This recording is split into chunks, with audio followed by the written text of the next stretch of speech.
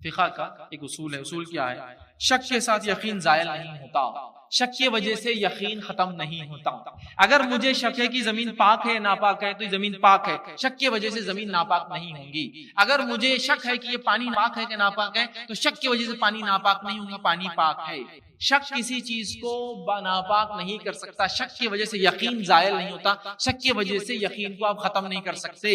ہاں یقین ہو کہ اس میں پیشاب گرا، اس میں پیخانہ تھا، اس میں کتے نے منہ ڈالا، اس میں یقین ہو تو الگ بات ہے. شک کی نہیں کھلا پانی ہے تو کتے نے منہ ڈالا ہوگا، نہیں، شک کے بنیاد پہ نہیں، یقین کی بنیاد پہ بات ہے. تو شک کسی یقین کو زائل ختم نہیں کر سکتا، مٹا نہیں سکتا. یہ رول آپ یاد رکھ لیجئے، انشاءاللہ زندگی سکون بھری ہو جائیں گے. ٹھیک ہے، وسوسے ختم ہو جائیں گے، زندگی انشاءاللہ آسان. ورنہ دھوتے دھوتے ہاتھ پیر منہ کلیاں کرتے کرتے سر کے مسا کرتے کرتے زندگی گزر جاتی ہے. ایسا مریض جب نہانے کو چلا جاتا ہے تو پورا خاندان پریشان ہوتا ہے کہ اب 2 گھنٹے تو باہر نکلنا نہیں، 2 گھنٹے کے ساتھ ساتھ پانی لاؤ پانی لاؤ پانی لاؤ پانی لاؤ. اب گھر میں ٹاکی اوپر ہے تو سمجھ میں آتا، اب ٹاکی نہیں ہے تو لے جا کے دیتے جاؤ، نہا رہا. اب اس کا پرابلم کیا ہوتا ہے معلوم ہے؟ یہ تو چلو اگر کنوارا تھا تو تھک جائیں گے، شادی ہونے کے بعد اگر بیوی سے ہم بستری کریں گا تو کرنا چھوڑ دیں گا. کیوں؟ تو اس کو معلوم اس کو 10 گھنٹے تو نہانا پڑے گا. تو اس ڈر سے بیوی سے قریب بھی نہیں جائیں گے، بولے نہ کو تمہارے قریب اس لیے نہیں آتا میرے کو نہانے کو بہت ٹائم. اس کی سکون کی زندگی شیطان ختم کر دے گا اس عمل سے. یہ معمولی وسوسہ نہیں، مذاق مت لیجیے. یہ جب شروع ہوتا ہے نا برباد کر دیتا زندگی میں. اس کی فیملی لائف ڈسٹرب کر دیتا، اس کے بچوں کو ڈسٹرب کرتا، اس کی فیملی ڈسٹرب، اس کی بیوی ڈسٹرب، اس کی طلاقیں ہو جاتی ہے. تو بیوی بھی اکتا جاتی ہے کہ پانی لاؤ کہاں سے بھر بھر کے، اس کو دوں کہاں سے. نہا رہا ہے تو نہائے، دھو رہا ہے تو دھو رہا ہے، وضو کر رہا ہے تو 1 گھنٹہ وضو کر رہا ہے. سب پریشان کر کام ہے کچھ. اب کام کے بیچ میں طہارت کو جانا ہے تو اس کو معلوم آدھا گھنٹے سے پہلے میں نکلوں گا نہیں باہر، تو کام چھوڑ دیتا ہے، لوگوں سے ملنا چھوڑ دیتا ہے، جاب میں دل نہیں لگتا ہے. تھوڑے دن بعد ریموٹ لوکیشن پہ اکیلا پڑا رہتا ہے. فوراً کنٹرول کیجیے ان وسوسوں کو، یاد رکھیے. ٹھیک ہے، صحیح مسلم کی روایت ہے، جب کوئی آدمی آپ نے فرمایا اپنے پیٹ میں محسوس کرے، وہ جو میں نے کہا نا وسوسے شک کسی حقیقت کو یا جس کو ہم کہیں گے یقینی چیز کو نہیں ہٹا سکتے، اس کے تعلق سے حدیث ہے یہ صحیح مسلم کی روایت ہے. جب آدمی اپنے پیٹ میں ہوا محسوس کرے، ایسا لگ رہا کہ ارے وضو کر کے گڑبڑ ہو گئی، اور ایسا ہوتا ہی وضو کر کے اٹھو کہ گڑبڑ شروع ہو جاتی، ہوتی نہیں ہو. شیطان کا طہارت میں نہیں پکڑ سکا تو اب یہاں پکڑتا وضو، ارے وضو ٹوٹ گیا. آپ سمجھ کر اب شک جو میں نے کہا نا شک کسی یقین کو ختم نہیں کرتا، اس لیے حدیث رکھ رہا ہوں. آپ صلی اللہ علیہ وسلم فرمایا جب کوئی آدمی وضو کر کے اٹھتا تو پیٹ میں ایسا لگتا کہ ہوا خارج ہوگی، گیس پاس کر دیا اس نے. اب سنیے آپ صلی اللہ علیہ وسلم فرما رہے ہیں اس کو اشکال پیدا ہوتا ہے، شک پیدا ہو جائے کہ اس کے پیٹ میں ہوا خارج ہو گئی، ٹھیک ہے یا نہیں، تو ایسا آدمی وضو کے لیے مسجد سے نہ جائے، دوسرا وضو نہ کرے. ایسا آدمی مسجد سے باہر نہ جائے یا دوسرا وضو نہ کرے. کب تک؟ جب تک کہ 2 چیزیں نہ ہو جائے جو یقین کر رہتی ہے کہ یہ چیز ہوئی، آواز نہ سن لے یا بدبو نہ آ جائے، جب تک اس کا وضو باقی ہے. اسی حدیث کے بنیاد پہ میں نے کہا، اور فقہ کا اصول ہے کوئی شک کسی یقین کو زائل نہیں کرتا. یہ شک ہو رہا ہے وضو ٹوٹا، حدیث میں وضو جب تک نہیں ٹوٹا جب تک یقین نہ ہو جائے. اور یقین کے لیے 2 ہی چیزیں، ہوا خارج ہوئی، نہیں 2 ہی چیزیں ہو سکتی. فرسٹ پروف جو ہو سکتا ہے آواز سن لے، سیکنڈ پروف ہو سکتا ہے بدبو آ جائے، ورنہ وضو آپ کا باقی ہے، نماز پڑھیں گے آپ. مسجد سے نہ جائے چونکہ نبی اکرم صلی اللہ علیہ وسلم مسجد سے باہر نکلنے کو منع کیا، کہا اسی وضو سے نماز. اب شک کے بنیاد پہ وضو نہیں کرنا ہے، شک کے بنیاد پہ لمبے لمبے وضو پانی سے کرنا ہے، اور اس کے بعد وضو ٹوٹا بول کے بھی آپ کو نہیں کرنا ہے. یہ بات بھی حدیث میں کلیئر ہوگی، اس کی وضاحت انشاءاللہ میں آگے اور لوں. اب آئیے وسوسے یاد رکھیے، اسلام نے بہت آسانیاں کی ہیں، وسوسے انسان کو سختیاں کر دیتے ہیں. ٹھیک ہے، انہی میں سے ایک وسوسہ دور کرنے کے لیے یاد رکھیے جو وضو کے وقت ایک وسوسہ کیا آتا ہے، آپ وضو کر کے اٹھ گئے، وضو کر کے اٹھنے کے بعد وسوسہ آتا ہے پیشاب کا خطرہ نکل. یہ مردوں کو زیادہ ہوتا ہے، عورتوں کو ایسا وضو کر کے طہارت کر کے اٹھا، ارے پیشاب کا خطرہ نکل. ابھی یقین ہے یا شک ہے؟ اگر شک ہے تو اوپر والی حدیث لاگو ہوں گی، جب تک یقین نہ ہو جائے کوئی ایکشن نہیں لینا ہے، دوبارہ جانا ہی نہیں پانی ڈالنا. بہت سے لوگ طہارت خانے سے باہر نکلتے پھر اندر، پھر باہر، پھر اندر، چونکہ اس کو شک ہوگا، پھر باہر پھر اندر. تو لوگ بولتے بھیا تو بیٹھ جا اندر آرام سے، یہ ڈیڈیکیٹڈ تیرے لیے طہارت خانہ ہے، تم کر کے نکلو تو ہوگا. اور وہ کئی بار کرنے کے بعد بھی مطمئن نہیں ہوتا جب تک کہ کوئی پیچھے سے نہ چلائے کیا لگایا اتنی جلدی، چل نکل بات، ہاں جا رہا بھیا، اور وہ نماز نہیں پڑھتا، پھر گھر چل جاتا، بولتا ہے میرے کو ابھی بھی شک ہے پیشاب کا خطرہ نکلا ہی. اب اس کو کیسے دور، یہ وسوسہ ہے، اس کے دور کرنے کی طریقہ کیا ہے میں آپ کو بتا دوں. نبی اکرم صلی اللہ علیہ وسلم نے جو آپ کا خود کا بھی کام تھا، یہ مستحب بھی ہے. آپ صلی اللہ علیہ وسلم جب بھی پیشاب کرتے تو شرمگاہ پر پانی ڈالتے اور چھینٹے مارتے. چھینٹے، شرمگاہ پہ پانی ڈالا طہارت ہوگی، اور اوپر کپڑے پہ چھینٹے مارتے. اب آپ نے کپڑے پہ چھینٹے مارا، جب بھی آپ طہارت کو جا کر وسوسہ ہو تو کریے، نہیں تو ضرورت نہیں. پانی کے چھینٹے مارنا، اب آپ نے کپڑے پہ چھینٹے مارا. اب تھوڑی دیر بعد شیطان نے خیال لایا پیشاب کا خطرہ نکلا تو آپ کو معلوم ہے آپ نے پہلے سے گیلا کر دیا پانی سے، پیشاب ہونا ضروری تھوڑی پانی ہے، سمجھ رہا؟ شک دور ہو جاتا ہے، کیسے؟ اٹھنے کے بعد لگتا نا پیشاب نکلا تو آپ پانی مار لو، جب نکلا تو کیسا لگتا ہے؟ ٹھنڈا لگا تو ہوتا ہے نا، کچھ محسوس ہوتا ہے، جب وہ محسوس ہو رہا ہے تو آپ کیا سوچیں گے پھر؟ نہیں یہ تو پانی کی وجہ سے، پیشاب سے نہیں، یہ شک دور ہو جائے، کیونکہ اکثر کو ایسا ہوتا نہیں ہے، شیطان ایسا شک لاتا ہے، اور کیوں لاتا ہے اور اس کا طریقہ کیا ہے، میں وہ پوری حدیث رکھوں گا، وہ کیسے شک پیدا کرتا ہے، اس کا طریقہ، اس کا حربہ کیا ہے، لہٰذا اب آپ کو پیشاب کرنے کے بعد شک ہو رہا ہے یا شک ہوتا ہے تو بار بار طہارت نہیں کرنا ہے، اٹھنے کے بعد کپڑے پہ پانی کے چھینٹے مار۔ عبداللہ ابن عمر رضی اللہ عنہ کے تعلق سے آتا ہے آپ کو شک ہوتا تھا ایسا تو آپ پانی مار کے اٹھتے، اور اتنا پانی مارتے کہ لوگ کہتے کہ آپ کا پیجامہ گیلا ہو جاتا، تو آپ پانی ماری، پانی مارنے سے شک کی گنجائش پوری ختم ہوگی، نماز میں کوئی وسوسہ نہیں ہوگا، ارے تیرے تو پیشاب نکل گیا، ارے تیرے تو پیشاب نکل گیا، ارے تیرے تو پیشاب نکل، کچھ وسوسہ نہیں، اور آیا بھی تو بولنا چل نکل جا پانی ہے، چل نکل جا پانی ہے، چل نکل جا پانی ہے، کیونکہ پہلے سے گیلا ہے نا پانی سے، تب پیشاب ہے پانی سمجھ میں نہیں آئے گا، تو یہ وسوسہ ٹھیک۔ اسی طرح ہم دیکھتے ہیں نبی اکرم صلی اللہ علیہ وسلم جب پیشاب کرتے تو وضو کرتے اور جو ہے چھینٹے مارتے۔ دوسری روایت میں کہ رسول اللہ صلی اللہ علیہ وسلم کو دیکھا گیا پیشاب کیا آپ نے اور اپنی شرمگاہ پہ چھینٹے مارے، تو کپڑے پہ بھی مارتے اور شرمگاہ پہ بھی چھینٹے مارتے، یہ کام کیا عبداللہ ابن عمر ایسے ہی کرتے تھے۔ امام احمد بن حنبل رحمہ اللہ فرماتے اور کہتے ہیں بعض ساتھیوں نے شکایت کی کہ وضو کے بعد اپنے کپڑے کو گیلا محسوس کرتے ہیں، ایسا لگتا ہے، تو آپ نے انہیں فرمایا اور یہ مشورہ دیا کہ جب پیشاب کرے تو اپنی شرمگاہ پہ چھینٹے مار لے، جب چھینٹے مار لیں گے وسوسہ انشاءاللہ ختم، ٹھیک ہے؟ تو یہ پیشاب میں آنے والا وسوسہ بھی ختم ہو گیا۔ اب وضو کے وقت جو ہے چھینٹے دینے کے بڑے فائدے ہیں، لیکن یہاں ایک وضاحت ضروری ہے، وہ یہ ہے ہر بار وضو کے لیے طہارت کرنا ضروری نہیں۔ بہت سارے لوگوں کو غلط فہمی ہوتی ہے، جب بھی وضو کرتے طہارت پہ جاتے، ضروری نہیں، ضرورت ہے تو جاؤ، نہیں ہے تو مت جاؤ۔ کچھ لوگ فجر میں اٹھتے ہیں اور بولتے ہیں فجر میں اٹھنے کے بعد جب تک پیخانہ نہیں ہوا تو میں نماز کو نہیں جاتا، کیوں؟ تو بولے وہ پیٹ صاف نہیں ہوا، گندگی کیسے جائیں گے نماز؟ ارے بھیا اندر ہے ابھی، وہ باہر نہیں نکلی، جب باہر نکلی تو گندگی کہلائیں گے، جب تک اندر ہے تو میرے ساتھ ہے وہ، سمجھ رہے آپ؟ لیکن عجیب و غریب ان کے وہم شبہات ہوتے ہیں، ٹھیک، اس کو بھی دور کرو۔ آپ صلی اللہ علیہ وسلم فرمایا بے شک وضو کا ایک شیطان ہے، وضو وسوسے کیوں آتے ہیں؟ اس کا ایک اسپیشل شیطان ہے، وضو کا ایک شیطان ہے جس کا نام ولحان، اس کا نام ہے، اس شیطان کا نام ہے ولحان، اور آپ نے فرمایا پس تم پانی کے وسوسوں سے بچو۔ وضو کا ایک خاص شیطان ہے جس کا نام ولحان ہے، بس تم پانی کے وسوسوں سے بچو۔ یہ شیطان بولتا اور دھو اور دھو، وضو نہیں ہوا، یہ سوکھا رہ گیا، وہ سوکھا رہ گیا، غسل نہیں ہوا، پانی میں ڈبکی لگا کے بھی نکلا تو بولتا نہیں ہوا، اور دھو اور یہ کر اور فلاں کر اور ایسا کر، یہ ولحان ہے۔ اعوذ باللہ من الشیطان الرجیم پڑھیے، انشاءاللہ یہ ختم ہو جائے گا، ٹھیک ہے؟ تو یہ شیطان خاص آپ کو ایسا کرتا ہے، ٹھیک ہے؟ اسی طرح غسل جنابت کرنے کے لیے یاد رکھیے بہت سارے لوگ جو آدھا آدھا ایک ایک گھنٹہ لگا دیتے ہیں، عام غسل تو کرتے چونکہ انہوں کیا ہوتا ہے؟ وسوسہ ہوتا ہے، شک آتا ہے، ٹھیک ہے؟ اور باہر نکلنے کے بعد بھی شک میں مبتلا ہوتے ہیں، غسل ہوا یا نہیں ہوا، اور اللہ سے دعا کرتے ہیں اللہ اگلی بار انشاءاللہ اچھا کروں گا۔ مطلب ان کو نہ غسل پہ یقین ہے، غسل پہ نہیں ہے تو پھر عبادتیں کمزور ہوگی، عبادتیں کمزور ہوگی تو انسان تھوڑے دن سے اسلام سے دور ہوتا ہے، چونکہ وہ پریشان ہو جاتا ہے غسل اور یہ تمام چیزوں سے، یاد رکھیں، ٹھیک ہے؟ تو اس میں بالکل اس کو ضرورت نہیں سوچنے کی۔ بہت سارے شادی شدہ لوگ ایسی وسوسوں میں آ کے زندگی اپنی برباد کر لیتے ہیں، ان کی بیویاں چھوڑ کے چلی جاتی ہیں، چونکہ یا تو وہ دور رہتے ہیں یا تو پھر ایک بار ہم بستری کریں تو کہیں کہیں دن ناپاک سمجھتے ہیں، ٹھیک ہے؟ یہ مسئلہ ہوتا ہے۔ عبداللہ رضی اللہ عنہ کے تعلق سے ایک حدیث مروی ہے، حدیث اس طرح سے کہ رسول اللہ صلی اللہ علیہ وسلم نے سعد رضی اللہ عنہ کے پاس سے گزرے تو ان کو وضو میں زیادہ پانی استعمال کرتے ہوئے پایا، تو فرمایا آپ صلی اللہ علیہ وسلم نے پوچھا اے سعد یہ کیا ہے، یہ اسراف کیسا؟ تو انہوں نے کہا کہ جواب دیا کہ وضو میں بھی کیا اسراف ہے، کیا وضو میں بھی اسراف ہوتا ہے؟ تو آپ نے کہا ہاں، اگر تو جاری نہر کے پاس بھی بیٹھا ہے تو وضو میں کم پانی استعمال کر، کیونکہ وضو میں بھی اسراف ہے، وضو میں زیادہ پانی استعمال کرنا اسراف ہے، اگر ندی کے بازو بھی ہے تو اتنا ہی پانی استعمال کرنا ہے کم سے کم، جس کا معنی سمجھ رہے آپ؟ تو یہ بات کو ہم خاص طور سے، ورنہ وہ شیطان ولحان آ کے بہکاتا ہے، ٹھیک؟ اسی طرح وضو اور غسل میں پانی کا اسراف سے ہمیں بچنے کا حکم دیا گیا، ورنہ یہ شیطان ہمیں جو ہے بہکاتا ہے، یاد رکھیے۔ اسی طرح بہت کم لوگ ہیں جو پانی کے استعمال میں ان وسوسوں سے بچ پاتے، اس لیے میں نے شروع میں کہہ دیا بہت کم لوگ ان وسوسوں سے بچ پاتے ہیں۔ رسول اللہ صلی اللہ علیہ وسلم نے جو ہے فرمایا تھا، جب ایک اعرابی نے مسجد نبوی میں پیشاب کر دیا تھا تو آپ نے کیا فرمایا تھا؟ اس کے اوپر ایک ڈول پانی ڈال دو۔ کیا کیا تھا اس نے؟ خطرہ نہیں، پورا پیشاب کر دیا تھا۔ کیا فرمایا؟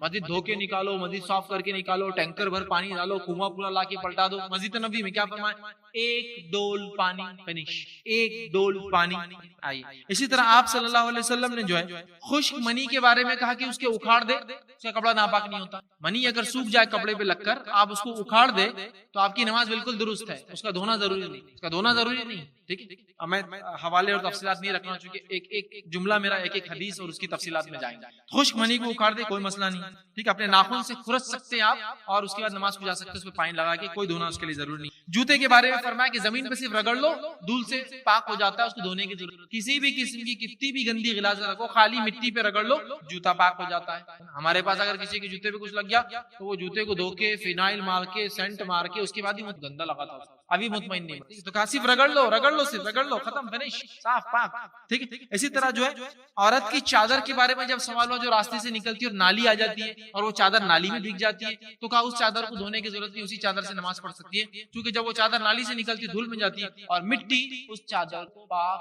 دیکھ رہے ہیں ہمارے پاس تو ایک چیٹا اڑ گیا تو جا کے پورے کپڑے بدل دیں گے اور موقع ملے تو کپڑوں کو جلا بھی دیں گے, کو بہت گندا چیٹا تھا, کہا تھا کہ سمجھ میں نہیں آ رہا. یہاں کیا فرما رہے ہیں آپ سے, لیڑ بھی جائے, گندگی میں سے گزر بھی جائے تو پھر سوکھے میں جائے گا, ضرورت نہیں پھر بدلنے کی, اسی میں نماز بھی. آئیے آگے بڑھتے ہیں. بچی اگر پیشاب کر دے, لڑکی پیشاب کر دے تو کہا کہ پانی سے نچوڑ لو, کپڑے بدلنے کی بھی ضرورت نہیں, خالی نچوڑنا کافی. ہمارے پاس بچی پیشاب کر لے, بچہ کر لے تو وہ کپڑے بدلیں گا, پھر جا کے نہائیں گا, 200-400 لیٹر پانی ڈالیں گا تو اب اچھا لگا, خالی نچوڑ لینا ہے, خالی جب پیشاب لگا کافی. لڑکا اگر پیشاب کرے تو پانی چھڑک لینا ہے خالی, چھوٹا جو ابھی کھاتا پیتا نہیں اتنا بھی کافی. دیکھیے اسلام اتنا آسان ہے, ٹھیک ہے. تو نبی کریم صلی اللہ علیہ وسلم نے جو ہے ایک چرواہے سے, جب آپ کے ساتھ ایک صحابی جا رہے تھے اور ایک جگہ پانی پینے کی باری آئی تو ایک تالاب تھا, تو چرواہے سے ایک شخص نے جو صحابی تھے کہا, اے چرواہے کیا اس میں درندے پانی پیتے ہیں؟ تو آپ صلی اللہ علیہ وسلم نے کہا, اے چرواہے جواب مت دینا, اگر پینا ہے تو پی لو, نہیں تو خاموشی سے چلو, پوچھو مت کون پیتا کیا کرتا. ہوتا ہے نا ایسا, ہم کہیں سے جا رہے ہیں, اب کوئی پیاس لگی, پہلے کے جیسے زمانہ تھوڑی, مطلب ابھی جیسے زمانہ ہے بوتلیں ہر جگہ ملتی پانی کی, ویسے تھوڑی تھا. اب گاؤں سے گزرے, تالاب ہے, اب تالاب میں پانی پی رہے تو لوگ کیا بولتے ہیں, اب تو تالاب میں پانی پی رہا بیٹا, اس میں بھینسا تیرتی ہوں گی, اس میں بھینسوں کو نلاتے ہوں گے, بھینسا پیشاب بھی کرتی ہوں گی, بھینسا پیخانہ بھی کرتی ہوں گی, انسان کتنے پیشاب کرتے ہوں گے, لوگ کیا کیا لا کے ڈالتے ہوں گے فلاں. آپ صلی اللہ علیہ وسلم نے پوچھا, اے چرواہے کیا اس میں درندے منہ ڈالتے ہیں؟ آپ نے فرمایا, چرواہے جواب مت دینا. صحابی سے کہا, پینا ہے تو چلو یہاں سے. جو دکھ رہا ہے فیصلہ دکھنے پہ ہوگا, فیصلہ شک کے اور گمان کی بنیاد پہ نہیں ہوگا کون کیا کیا کرتا ہے, سمجھ رہے. ہمارے پاس کچھ لوگ ہوتے ہیں سفر کرتے ہیں ٹرین میں, ایک بھی نماز نہیں پڑھتے. کیوں؟ ٹرین کے طہارت خانے, کون کون آتا ہوگا, کیا کیا کرتا ہوگا, وہ سب ٹھیک ہے. دکھ کیسا رہا ہے, فیصلہ دکھنے پہ ہوگا, فیصلہ کیا کیا ہوا اس پہ نہیں ہوتا ہے شریعت میں. اب نماز کہاں پڑھوں گا, سیٹ پہ, سیٹ گندی رہتی, کیسے میلے کچیلے سوتے, فلاں ہوتا, ابھی کیسی دکھ رہی, لیکن ابھی کیسی دکھ رہی, اس پہ حکم دیا جائے گا, یہ کیا ہوا ہوگا, کیسے ہوتا ہوگا, لوگ کیا کرتے ہوں گے, فیصلے ہمیں ظاہر کرتے. سمجھ گئے حدیث, انہی کی طرف ایسی کئی روایتیں اور کئی باتیں بہرحال موجود ہیں, اس کو سمجھنے کا. ٹھیک, ایک وسوسہ یہ بھی آتا ہے انسانوں کو کہ سبھی لائن سے کچھ نکل گیا, آگے پیچھے کے راستے سے کچھ نکل گیا, بس خامخواہ پیشاب نکل گیا, عورتوں کو دوسرے خیالات آتے ہیں اس کے برعکس, ہوا نکل, پیخانہ تو نہیں نکل گیا ہوگا, یہ تو نہیں ہو گیا ہوگا فلاں, یہ کنٹینیوس وسوسہ ہے. ٹھیک, تو اس کو بھی نکالنے کی ضرورت ہے. عبداللہ بن زید رضی اللہ عنہ فرماتے اور کہتے ہیں کہ رسول اللہ صلی اللہ علیہ وسلم سے شکایت کی گئی کہ نماز کے دوران آدمی کو خیال گزرتا ہے کہ اس کے پیٹ میں کوئی چیز خارج ہو گئی, تو رسول اللہ صلی اللہ علیہ وسلم نے فرمایا, وہ نماز نہ توڑے یہاں تک کہ آواز جب تک نہ آئے یا بو نہ آئے, جب تک نماز نہ توڑے. تو شک کی بنا پر وضو نہیں ٹوٹتا,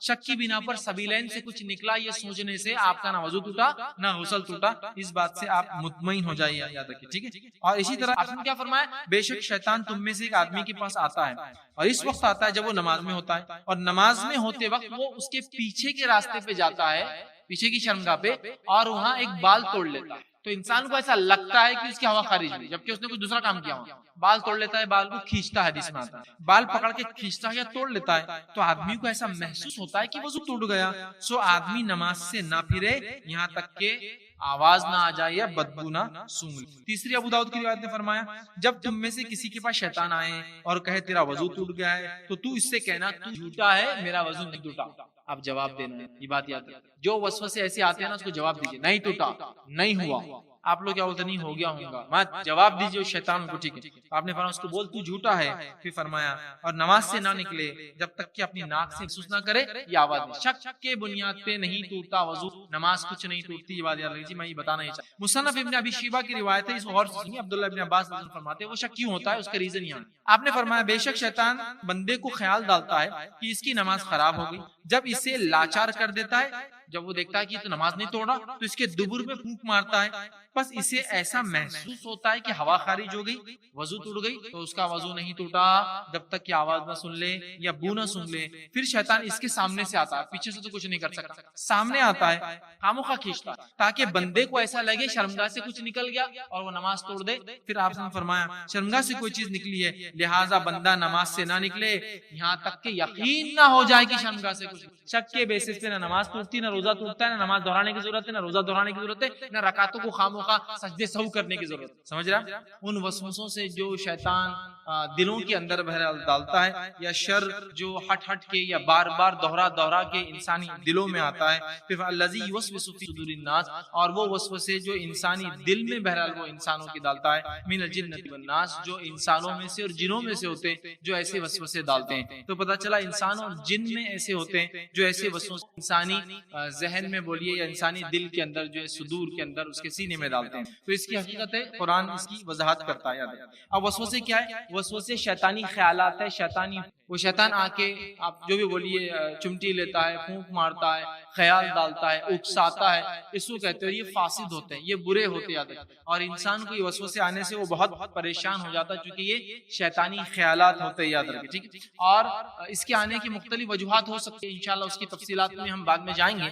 لیکن یہ انسان کو اتنا پریشان کرتے ہیں کہ کبھی کبھار لوگ نمازیں پڑھنا چھوڑ دیتے اس لیے کہ وسوسے بہت آ رہے ہیں. کبھی کبھار ہوتا یہ کہ لوگ سوسائڈ کی حد تک چلے جاتے ہیں, مطلب خیالات اتنے برے اللہ کے بارے میں, والدین کے بارے میں, بچوں کے بارے میں, خود کے بارے میں, مال و دولت کے بارے میں, چیزوں کے بارے میں, اللہ کی کائنات کے بارے میں, فرشتوں کے بارے میں, دین کے بارے میں, نماز کے بارے میں, رسول کے بارے میں, امت المومنین, کچھ بھی ہو سکتے ہیں وسوسے, کچھ بھی ہو سکتے ہیں. اتنے برے ہوتے ہیں کہ یہ تک سنا گیا کہ لوگ یہ کہتے ہیں کہ نماز پڑھنا چھوڑ دی تو چلیے ایک تو فرض چھوڑا, توبہ کا موقع ہے, لیکن یہ تک سنا گیا کہ لوگ کہتے ہیں کہ دل چاہتا ہے کہ سوسائڈ کر لوں. یہ اتنے گھٹیا, اتنے برے, فاسد, اتنے گندے خیالات جو آ رہے ہیں, جو وسوسے آ رہے ہیں, اور یہ بہت بے چین کر دیتے ہیں انسان کو. تو یاد رکھیے یہ وسوسے بہت خطرناک چیز ہے, اور اس کے تعلق سے یاد رکھیے یہ شیطان اس طرح سے ڈالتا ہے کہ انسان بے چین ہوتا ہے. تو اس بات کو پہلے میں سمجھا دوں اس سے پہلے کہ آگے بڑھوں. اس کی ایک مثال دے کر کہ وسوسے آتے ہیں تو آپ کو کیا کرنا ہے. اگر کوئی شخص وسوسے آتے ہیں تو یہ کہتا ہے کہ میں نے نماز پڑھنا چھوڑ دی,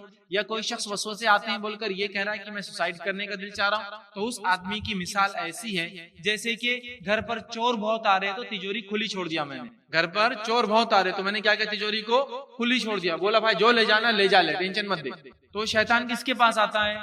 چور کس گھر میں آتا ہے؟ چور کیا کوئی بستی میں, جھوپڑی میں, کھنڈروں میں جاتے ہیں؟ چور اس بستی میں آتا ہے, اس گھر میں آتا ہے جہاں مال و دولت کی اس کو امید ہوتی ہے نا. تو ظاہر سی بات ہے چور وہاں آتے ہیں جہاں پیسہ ہوتا ہے. تو شیطان وسوسے کس کو ڈالتا ہے؟ وہ ہر آدمی کو نہیں ڈالتا ہے, وہ اسی کو ڈالتا ہے جس کے پاس وہ ایمان پاتا ہے. تو اگر شیطانی وسوسوں سے نماز چھوڑ دی کہ نماز میں گندے گندے وسوسے آتے ہیں, شیطانی وسوسوں سے دین کی تعلیمات سے دور ہو گئے اس لیے کہ بہت دماغ اس سے خراب ہو جا رہا ہے, تو یہ آدمی کی مثال ایسی ہے جیسے کہ چور بہت آ رہے تھے تو تجوری کھلی چھوڑ دیا میں نے کہ جانے دو کیا کرنا ہے کر لے. کوئی بھی انسان عقل مند تجوری کو چور آنے سے کھلی نہیں چھوڑتا, بلکہ چور جب آنا شروع ہوتے حفاظت بڑھا دیتا ہے. چور جب آنا شروع ہوتے حفاظت بڑھا دیتا ہے. تو لہٰذا وسوسوں کا آنا ایمانی علامت ہے. اگر آ رہے ہیں تو سیکیورٹی بڑھا دیجئے, مطلب اپنے ایمان کو اور بلند کیجئے, شیطان سے اللہ رب العزت نے پناہ مانگیے, اللہ کے ذکر میں جڑ جائیے, نمازوں میں اضافہ کر دیجئے, اور پھر آنے دیجئے کتنے آتے دیکھا جائے گا. سمجھ رہے, یہ ہونا چاہیے. لیکن ہم دیکھتے ہیں کہ شیطان عقائد میں وسوسے ڈالتا ہے, شیطان اخلاقیات میں وسوسے ڈالتا ہے, شیطان طہارت میں وسوسے ڈالتا ہے, شیطان مختلف عبادتوں میں, روزے نماز میں وسوسے ڈالتے ہیں. اسی طرح دیکھا گیا کہ شیطان جو ہے جتنا ایمان میں مضبوط آدمی ہو وسوسوں کی ویسے انٹینسٹی کے ساتھ آنے کی کوشش کرتا ہے, یاد رکھ. ٹھیک ہے, اور اس کا پہلا اٹیک عقائد پر ہوتا ہے. فرسٹ اگر عقیدے میں وہ آپ کو گول مول کر دیتا ہے وسوسے ڈال ڈال کے, اللہ کے تعلق سے, اس کے اسماء صفات کے تعلق سے, اس کے رب ہونے کے تعلق سے, تو باقی وسوسے اس کے لیے ایزی ہو جاتے ہیں. لیکن اگر وہ پہلے اللہ کے معاملے میں ڈالتا ہے, آپ نے وہ فیس پار کر لیا تو پھر وہ عبادت میں ڈالے گا, وہ فیس پار کر لیا اخلاقیات میں ڈالیں گے, وہ فیس پار کر لیا طہارت میں ڈالیں گے, کیونکہ آپ کے مرنے تک اور میرے مرنے تک اس نے تو ہمارا پیچھا چھوڑنا نہیں ہے, وہ تو رب سے وعدہ کر کے آ گیا. تو پتا چلا کہ ہر سٹیج میں وسوسے آئیں گے, اور یہ زندگی کے ابتدائی دور سے شروع ہو جاتے ہیں. ایک بچہ جیسے ہی بالغ ہوتا ہے اس مختلف قسم کے وسوسے آنا شروع ہو جاتے ہیں, رب کے تعلق سے اور دیگر اسلامی تعلیمات کے تعلق سے. تو وہاں سے ہم کو بھی مضبوطی اختیار کرنے کی ضرورت ہے. لیکن ہوتا یہ کہ نوجوانوں کو گائیڈ کرنے کے لیے کوئی ہوتا نہیں، لہٰذا ان وسوسوں کو وہ بتا نہیں پاتے، چھپا نہیں پاتے. بڑوں سے بولتے تو بڑے بولتے ہٹ گندے خیالات لا رہا فالتو قسم کا لڑکا، چل بھاگ یہاں سے. اب وہ بولتا ہے بڑوں بھی اس میں حل نہیں نکالیں گے، علماء سے کوئی تقریر یا ایسی کوئی بات سننے نہیں آ رہی، کتاب کوئی ایسی ملتی نہیں، کوئی موضوع کو ملتا نہیں. نتیجہ یہ ہوتا ہے کہ وہ اس وسوسوں میں گھلتے چلے جاتے ہیں اور اپنی نفس کو برباد کرتے چلے جاتے ہیں. تو یاد رکھیے یہ بہت ضروری ہے کہ وسوسوں کے تعلق سے ہم بہت محتاط رہیں. اسی طرح وسوسے ایسے بھی آتے ہیں، کبھی اللہ تیرے اعمال قبول نہیں کر رہا، کیا فائدہ اتنے اعمال کر کے، اگر اتنے اعمال کرانا تھا تو اللہ تعالیٰ کو، ہے نا، مطلب مختلف. کبھی یہ کہیں گا کہ اللہ قبول نہیں کرتا، کبھی یہ کہیں گا اتنا تو نے کیا، فائدہ کیا ہوا اس کا تجھے. ایک وسوسہ ہے کہ کیوں کر رہا ہے، دوسرا وسوسہ ہے کہ اتنا کرنے کے بعد ملا کیا تجھے. تو لہٰذا شیطان چھوڑتا نہیں ہے اور مختلف وسوسوں کو ڈالتے رہتا ہے، یاد رکھیں، ٹھیک ہے. اور یہ وسوسے بہت ساری بیماریوں کا سبب بن جاتے ہیں. یہ وسوسے بہت ساری ہیومن فزیکل ڈیسیزز، مطلب ایسی بیماریاں جو جسمانی ہوتی ہیں، اس کی وجہ یہ وسوسے بنتے ہیں. اسی طرح ہم دیکھتے ہیں کہ دلوں میں وہم ڈالتا ہے، بیماریوں کی وجہ بنتے ہیں وسوسے. دلوں میں وہم شک شبہ ڈالتا ہے. اسی طرح جو سینوں میں تنگی پیدا کر دیتے ہیں یہ وسوسے، مطلب انسان اچاٹ ہو جاتا ہے، مایوس ہو جاتا ہے، یاد رکھیے. اسی طرح جو خوف اور رعب پیدا کر دیتے ہیں، مطلب کبھی کبھار خامخواہ کا خوف اور کبھی کبھار خامخواہ کا رعب پیدا کر دیتے ہیں. اسی طرح موجودہ حالات سے انسان پریشان ہو اٹھتا ہے. اسی طرح آنے والے حالات سے وہ ڈرنے لگتا ہے. اسی طرح دنیا کی زندگی خوف کے ساتھ وہ جیتا ہے اور سخت مشکلات کا سامنا کرتے ہوئے زندگی کا ہر قدم آگے بڑھاتا ہے. ہاں، کسی کو اس کا اٹیکس تھوڑے لائٹ ہوتے ہیں، کسی کو اس کے اٹیک تھوڑے مائلڈ یا میڈیم سائز کے ہوتے ہیں، اور کسی کو اٹیک بڑے کرتا ہے. لیکن ہر اٹیک کی شروعات چھوٹے سے کرتا ہے، اور دھیرے دھیرے جب آپ اس کے چنگل میں آتے رہتے ہیں اس کے اٹیکس کا سائز بڑھتا چلا جاتا ہے. ایک سمے ایک وقت ایسا آ جاتا ہے انسان ایک قدم رکھنے سے پہلے 10 بار سوچتا ہے کیا کروں، چونکہ اس کو وسوسے چل. اس کے اقسام انشاءاللہ میں بیچ میں رکھوں گا، تب آپ کو ڈیٹیلز انشاءاللہ اس کی پتہ چلے گا. لیکن اس سے پہلے کہ میں آگے بڑھوں ایک کلیریفیکیشن یہاں دے دیتا ہوں. یہ حدیث انشاءاللہ سمجھ میں آ جائے تو آدھے وسوسوں زیادہ کا حل تو ہی مل جائے گا ہم کو. حدیث کیا ہے سنیے. وسوسے کیا ہے پہلے وہ سمجھ گیا. یہ شیطانی خیالات ہے، سوچ ہے، یہ مائنڈ میں آنے والی چیز ہے. انکانشیس کانشیس جو بھی ہوتا ہے، جان بوجھ کے انجانے میں آتے خیالات ہے. پہلی بات سمجھ گیا. اب یہ خیالات کے بارے میں نبی اکرم صلی اللہ علیہ وسلم کیا فرماتے؟ یہ شریعت جو ہے نا بہت پاکیزہ اور بالکل ہیومن نیچر کے مطابق دی گئی شریعت ہے، چونکہ دینے والا رب العزت ہے جو جانتا ہے انسانوں کو کس چیز کی ضرورت ہے. تو بہرحال یہ وسوسے جو ہوتے ہیں، یاد رکھیے، یہ بہت ساری پھر مشکلات انسانی زندگی میں پیدا کرنا شروع کر دیتے ہیں. یاد رکھیے ان کی ابتدا. تو پہلے وہ خیالات کے بارے میں حدیث سن لیتے ہیں انشاءاللہ، پھر بعد میں اس کی انشاءاللہ عزیز تفصیلات دیکھیں گے. آئیے پہلا صحیح مسلم کی روایت ہے، نبی اکرم صلی اللہ علیہ وسلم فرما رکھا، بے شک اللہ تعالیٰ میری امت کے لوگوں میں پیدا ہونے والے لوگوں میں برے خیالات سے درگزر کریں گا. میری امت مطلب نبی اکرم صلی اللہ علیہ وسلم فرما رہے جتنے لوگ امت محمدیہ میں ہوں گے ان کی سوچ پر انشاءاللہ ان کی پکڑ نہیں ہونے والی. جتنے برے خیالات کس کے بارے میں بھی آتے ہو، اللہ کے بارے میں، رسول کے بارے میں، دین کے بارے میں، ماں باپ کے بارے میں، بچوں، سب کے لیے معافی ہے. تو پہلے تو یہ سمجھ جائیے صرف سوچ کی وجہ سے اللہ پکڑ نہیں کرتا. تو ڈپریس مت ہوئیے، پریشان مت ہوئیے. ہاں، یہ خیالات میں نہیں کر رہا ہوں کہ آنے دیجئے، اس کو بھی روکیں گے، اس کا سولوشن آگے آئے گا، بٹ اس کے آنے سے پریشان مت ہوئیے. اللہ تعالیٰ اس امت کے فاسد خیالات پر پکڑ نہیں کرتا. کب تک؟ وہ بھی سن لیجئے. نہیں کرتا جب تک کہ وہ خیالات کے مطابق عمل نہ کر لے. مثال کے طور پر کسی انسان نے یہ سوچا کہ میں چوری کر لیتا ہوں کسی کا، پھر کہا توبہ، اچھا خیال نہیں، چوری نہیں کرتا، ہو گیا. اب اس کو کوئی گناہ نہیں ملے گا چوری کا سوچنے کا، سمجھا. لیکن جیسے ہی اس نے چوری کر لی تو گناہ مل گیا. کب تک گناہگار نہیں ہے امت محمدیہ کا کوئی بھی مرد، کوئی بھی عورت، کوئی بھی بچہ، کوئی بھی بوڑھا؟ جب تک کہ وہ کسی خیالات پہ اللہ پکڑ نہیں کرے گا. کب تک کہ؟ جب تک کہ عمل نہ کر لے. تو آپ فاسد خیالات، وسوسے دل میں ہی ہے نا، خیال ہی ہے نا. الحمدللہ خیال پہ تو آپ کی پکڑ ہی نہیں کی شریعت نے، تو پھر کیوں پریشان ہو رہے ہیں؟ لیکن ہاں، یہ وسوسے پریشان بڑا کرتے ہیں، میں جانتا ہوں، لیکن گناہ کے بارے میں مت سوچیں، انشاءاللہ اللہ گناہ نہیں دے گا. تو ڈونٹ بی ڈپریس، کم از کم مایوس مت ہو جائیے زندگی سے، سمجھ رہے آپ؟ مایوس کن زندگی مت گزاریے، ٹھیک ہے. تو یہ حدیث ہم کو ایک دلاسا دیتی. آگے آئیے. سارے برے خیالات، یہ بات یاد رکھیے، شیطان کی طرف سے ہی ہوتے ہیں. سارے برے خیالات شیطان کی طرف سے ہی ہوتے ہیں. گو مختلف قسم کے شیاطین انسانوں کو برے خیالات لاتے ہیں، ان کی تفصیلات نام وغیرہ آگے آگے، تو مختلف قسم کے برے شیاطین برے خیالات لاتے ہیں، لیکن برا خیال کبھی بھی رحمان کی طرف سے نہیں ہوتا، یہ شیطان کی طرف سے ہوتا ہے، اس بات کو آپ جان لیں۔ سورہ مجادلہ میں اللہ نے فرمایا اور کہا یہ سرگوشی تو شیطان ہی کی طرف سے ہے تاکہ وہ ان لوگوں کو غم میں مبتلا کرے جو ایمان لائے۔ یہ جو پھسپھساہٹ، پھسلاہٹ، دل میں جو باتیں، وہم اور خیالات جو آتے ہیں، اللہ فرما رہا ہے یہ شیطان کی طرف سے ہی ہے۔ ایک مومن کو کیوں کرتا ہے ایسا؟ وہ شیطان ایسا کر کے مومن کو غم زدہ کرنا چاہتا ہے۔ غم زدہ مطلب ایک طرح سے عام زبان کو ڈپریس کر دیتا ہے، غمگین کرنا چاہتا ہے۔ تو شیطان کی طرف سے وسوسوں کے ذریعے مجھے غم زدہ کرنا چاہتا ہے۔ ایگزامپل دیتا ہوں میں آپ کو بات سمجھنے کی۔ میرے وسوسے کی قسم، میرا مطلب میں ایگزامپل میں اپنے آپ کو ڈال رہا ہوں، یہ میرا نہیں ہے، ٹھیک ہے؟ سمجھ لیجیے میرا ایک وسوسہ ہے کہ میں یہ سوچتا ہوں کہ میرے گھر سے اگر بچے نکل جائیں گے تو ان کی موت ہو جائیں گی۔ کچھ لوگوں کا ایسا ہوتا ہے اور بس یہی خیال ان کو تنگ کرتے رہتا ہے۔ اب بچے چلے گئے نا، اب موت کی خبر آتی ہے، اب بچے چلے گئے نا، موت کی خبر آتی ہے۔ یا دوسرا،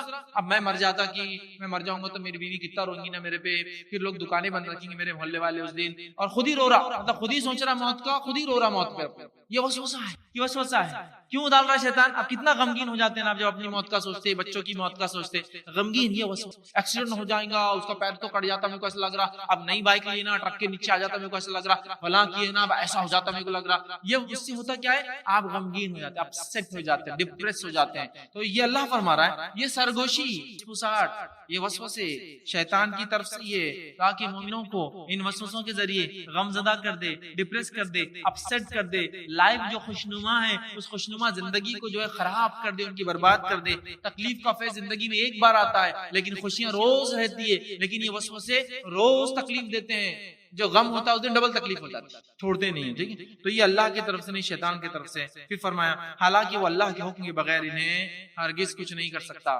شیطان بھی اللہ کے حکم کے بغیر لیکن ہرگز کچھ نہیں کر سکتا، کوئی نقصان نہیں پہنچا سکتا، اور اللہ ہی پر پس لازم ہے مومنوں کو کہ وہ بھروسہ کرے۔ تو ہمارا کام ہے ہم کس سے بھروسہ کرے؟ اللہ پر۔ ان وسوسوں کا ٹینشن بالکل نہ لیں۔ لیکن آج میں دیکھتا ہوں اکثر مرد اور عورتیں صرف ان وسوسوں میں ہی پریشان ہیں۔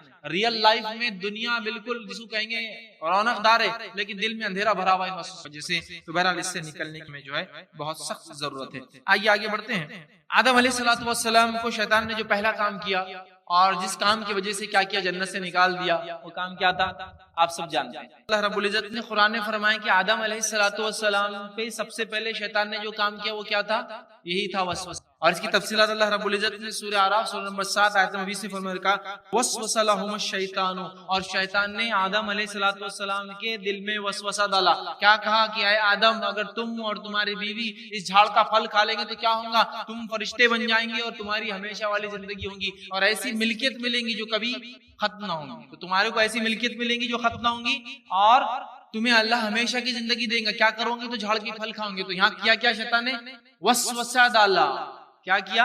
وسوسہ ڈالا آدم علیہ السلام کے دل میں۔ تو یہاں دیکھیے جنت سے جب آدم علیہ السلام نکالے گئے، پہلا شیطان کا تیر جو ان کو لگا وہ وسوسے کے ذریعے تھی۔ اسی لیے اللہ رب العزت نے ایک سورت ہی نازل کر دی اپنے آپ کو حفاظت کرنے کے لیے وسوسوں سے، ٹھیک ہے؟ تو وسوسے خطرناک چیز ہوتی ہے، بہت سارے جرم، جرائم، برائیاں اسی سے شروع ہوتی ہے۔ آئیے وسوسے کا سبب کیا ہے؟ تو اس کے 3 سبب ہم دیکھیں گے، 3 ریزنز، بیسک ریزنز ہیں۔ ضروری نہیں انسان اور اس کے سماج، اس کے حالات سے ریزنز چینج ہو سکتے ہیں، بٹ میں جو ریزن لوں گا وہ ریلیجیس ریزن ہوں گے، مذہبی۔ اس کے کیا ریزن ہے؟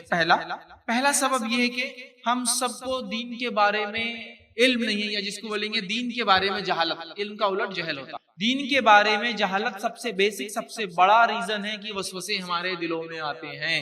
وسوسے آتے ہیں، اچھا آنا تو فطرت ہے، شیطان تو کرتا رہے گا، بٹ گھر کر جاتے ہیں، بس جاتے ہیں، رہ جاتے ہیں، اور اس کے مطابق زندگیاں گزر جاتی ہے، ٹھیک ہے؟ تو پہلا جہالت سب سے بڑا، سب سے بیسک ریزن ہے وسوسوں کا آنے کا۔ اور ابن جوزی رحمہ اللہ تلبیس الابلیس اپنی کتاب میں لکھتے اور فرماتے ہیں کہ سب سے بڑا جو ہے دروازہ جس کے ذریعے ابلیس انسان پر داخل ہوتا ہے وہ جہالت ہے، اور وہ اس جہالت کی وجہ سے ان لوگوں پر غلبہ پا لیتا ہے۔ تو سب سے بڑا دروازہ جس دروازے سے ابلیس جو ہے انسانوں پر داخل ہوتا ہے، وہ داخل ہونے کا دروازہ جہالت ہے۔ میری جہالت ہی میری سب سے بڑی دشمن ہے، میرا نالج نہ ہونا کسی مسئلے کے بارے میں ہی میرا سب سے بڑا دشمن ہے، جس کے نتیجے میں شیطان آ کر مجھ پہ حاوی ہو جاتا تھا۔ پہلا ریزن جہالت۔ سیکنڈ ریزن یاد رکھیے، دوسرا سبب وسوسوں کا ہے وہ یہ ہے کہ ایمان کی کمی اور اللہ پر توکل کی کمی، دونوں ایک ساتھ۔ اور ایمان کی کمی سے توکل میں کمی آتی ہے، ٹھیک ہے،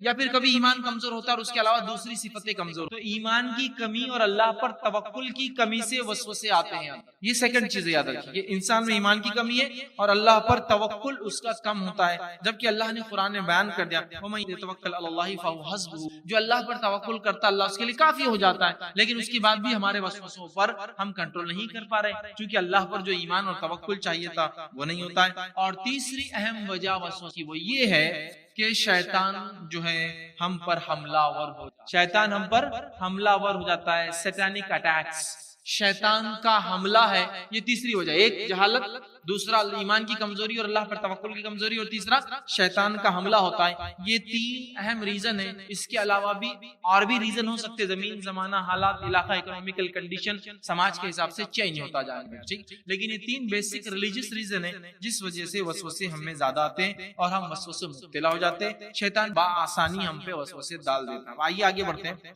سب سے پہلا وسوسہ جو آتا ہے انسان کو، یا سب سے خطرناک وسوسہ جو آتا ہے انسان کو، یا سب سے بڑا وسوسہ جس سے میں اور آپ پریشان ہوتے ہیں، وہ وسوسے سے بات کو آگے بڑھیں۔ ریزنز معلوم ہو گئے، اب وسوسوں کے ٹائپس اور کچھ باتیں اس میں ایکسپلینٹری دیکھیں گے۔ یہ سب سے بڑا وسوسہ جس سے میں اور آپ سب پریشان ہوتے ہیں، اور وسوسہ ہے اللہ کی ذات اور صفت میں آنے والے وسوسے، اور یہ وسوسے سے وہ سب کو اٹیک کرتا ہے۔ کبھی نعوذ باللہ اللہ کا نام لو تو کوئی تصویریں ذہن میں لانے کی کوشش کرتا ہے، کبھی اللہ کا نام لو تو چیزوں کو ذہن میں لانے کی کوشش کرتا ہے، کبھی اللہ کا نام لو تو غیر اللہ کی تصویریں یا غیر مذاہب کی عبادت کے معبودوں کو لا کے پورٹریٹ کرنا چاہتا ہے آپ کے ذہن میں، اور انسان بہت پریشان ہو جاتا ہے۔ کبھی اللہ کی صفتوں میں شک ڈالتا ہے، اللہ تو اٹھانے والا ہے لیکن کیا پتا اٹھتا کہ نہیں اٹھتا، ہاں قیامت آئیں گے لیکن کس نے دیکھا آئیں گے کہ نہیں آئیں گے، ہاں مرنے کے بعد سوال و جواب ہوں گے لیکن اللہ قادر ہے کہ نہیں قادر ہے، کیا اتنے لوگ مرتے ایک ساتھ کیا پتا، شکوک اور شباب، اور انسان ایک دم بخلا جاتا ہے، نہیں بہت غلط ہو رہا ہے۔ اور یہ وسوسے بہت اسٹرانگ ہو، بہت زیادہ آتے ہیں، اور یہ سب سے پاورفل وسوسے تو جس سے مومن ڈرتا ہے، باقی سارے برداشت کے قابل ہوتے ہیں، یہ نہیں ہوتا اللہ کے بارے میں، اللہ کی ذات کے بارے میں۔ اور یہ وسوسے کے تعلق سے یاد رکھیے ایک بات، یہ سوچ لیجئے، سمجھ لیجئے، اللہ کی ذات میں غور و فکر، اللہ کی صفات میں غور و فکر کی ہم کو اجازت نہیں ہے، جیسے ہے ویسے ایمان لا لو، ختم، فنش، کوئی اس کے بعد دوسری چیز ہے ہی نہیں ہمارے مائنڈ۔ اللہ کی ذات کے تعلق سے یاد رکھیے کبھی بھی کوئی سیکنڈ اوپینین نہیں کہ اس کی ذات اور اس کی صفت میں غور و فکر کی اجازت نہیں ہے، جو بتایا گیا سن لو، سمجھ لو، ختم، آتا پلے میں آتا، نہیں آتا مان لو، ختم، ایمان لا لو، چھوڑ۔ اس لیے کہ امام مالک رحمہ اللہ سے اللہ تعالیٰ کی صفات کے بارے میں دیگر سوال ہوئے تو آپ نے کہا استوا کے تعلق سے اللہ عرش پر مستوی ہوا، اس کے تعلق سے جب سوال ہوا تو کہا استوا معلوم، اور یہ ان کا جو قول ہے یہ ایک طرح کا اصول ہے اللہ کی ذات اور صفات کے تعلق سے۔ انہوں نے کہا استوا معلوم، استوا کس کو بولتے ہیں عربی میں سب کو معلوم ہے، وکیف مجہول، لیکن اللہ کے بارے میں جب سوال ہوگا تو وہ مجہول، ہم کو نہیں سمجھ میں آتا کیسا، کیفیت نہیں معلوم، استوا ہے کیفیت نہیں معلوم، ٹھیک ہے۔ اور اس کے بارے میں فرمایا کہ اس پر وَإِيمَانُ بِهِ وَاجِبٌ وَسُؤَالُ عَنْهُ بِدْعَةٌ، اور اس پر ایمان لانا واجب ہے، لیکن استوا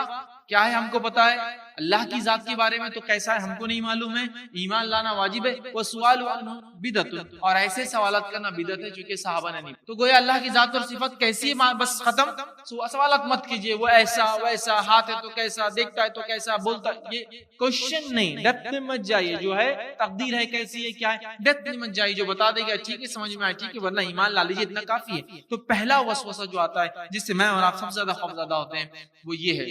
اب ہم کو کس میں غور و فکر کرنا ہے؟ کائنات میں کیجئے، نیچر میں کیجئے، کائنات میں جو ہے اس میں غور و فکر کیجئے، اللہ کی ذات صفات میں بالکل مت کیجئے۔ اب کائنات میں تو چھوڑ دیے غور و فکر کرنا، اللہ کی ذات صفات اور پتہ نہیں کیا کیا میں غلو کرتے چلے، ہمیں غور کرنا ہے کائنات کے اندر اللہ کی ذات۔ آئیے صحیح مسلم کی روایت ہے، کچھ لوگ نبی اکرم صلی اللہ علیہ وسلم کے پاس آئے، اب جن کو ایسے وسوسے آتے ہیں ان کے لیے سلوشن اس حدیث کے اندر۔ کچھ لوگ نبی اکرم صلی اللہ علیہ وسلم کے پاس آئے اور پوچھا اللہ کے رسول صلی اللہ علیہ وسلم، ہمارے دلوں میں بعض دفعہ ایسے خیالات آتے ہیں کہ ہم میں سے کوئی بھی ان کو بیان نہیں کرنا چاہتا۔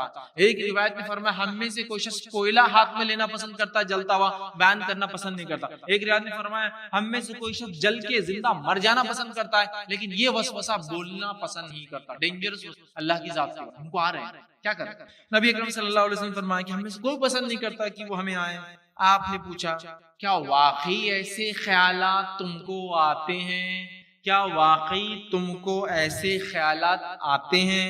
ٹھیک ہے، تو انہوں نے جواب دیا ہاں ہمیں ایسے خیالات آتے ہیں. تو آپ نے فرمایا اور کہا کہ یہ تو بالکل سراسر ایمان ہے، یہ تو بالکل سراسر ایمان ہے.